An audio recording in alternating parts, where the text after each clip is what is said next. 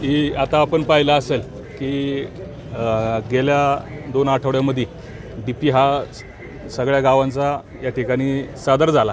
त्यामध्ये गट नंबर 325 येथे कत्तलखान्याचं जे आरक्षण आहे ते सगळ्यांना या ठिकाणी निदर्शनास आलं।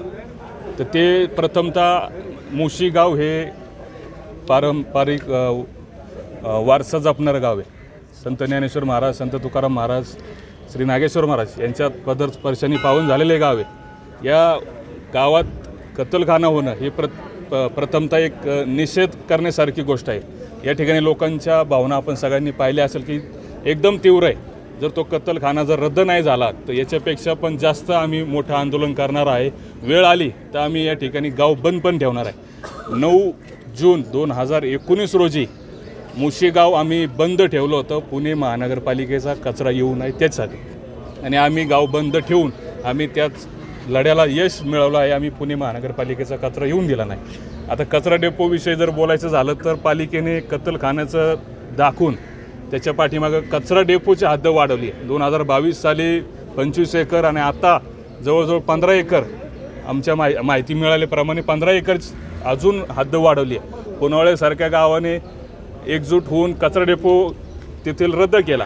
तुम्हाला कचरा डेपो रद्द केला, तुम्हाला पुनवळे गावचा विचार करता आला, पण तुम्हाला मुशीकरांचा विचार अजूनही करता येत नाही।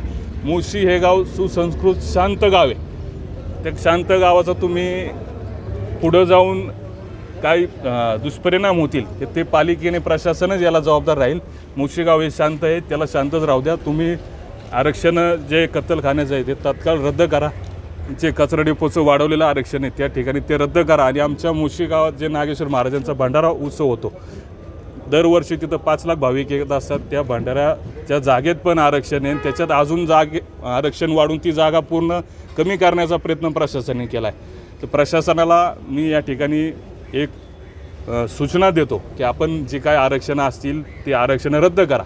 तुम्ही एक ठिकाणी एक चांगला निर्णय घेता, एक ठिकाणी चुकीचा निर्णय घेता। आता काही तुम्ही पाहिलं असेल की रस्त्यांमध्ये ज्यांच्या जागा गेल्या त्रिवेणीनगरसारख्या त्या लोकांचं तुम्ही पुनर्वसन केलं। तर आमच्या इथं ज्या लोकांच्या जागा रस्त्यात गेल्या त्याचं तुम्ही पुनर्वसन करणार का?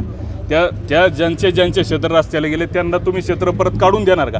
मला असं या आपल्या तुमच्या माध्यमांच्या वतीने मला प्रशासनाला या ठिकाणी विचारायचं आहे की ज्यांच्या जागेवरती आरक्षणं पडली, ज्यांच्या जागा रस्त्याला गेल्या, तुम्ही त्यांचं पुनर्वसन करणार का? त्यांना जागेच्या बदली तुम्ही जागा देणार का?